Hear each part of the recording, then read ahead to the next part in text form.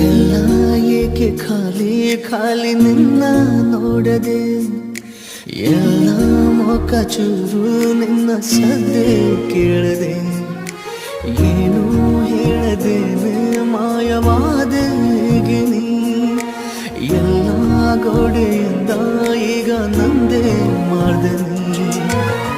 ಬಿರುಗಾಳಿಗೂ ಮುಂಚೆ ಮೌನ ಒಂದು ಕವಿದಂತೆ, ನಡುಬೀದಿಯಲ್ಲೇನೆ ಯಾರು ಬಿಟ್ಟು ನಡೆದಂತೆ ನಿಂತಲ್ಲೇ ಬೆಳಕೀಗ ಬದಲಾಗಿ ಹೋಯಿತೆ.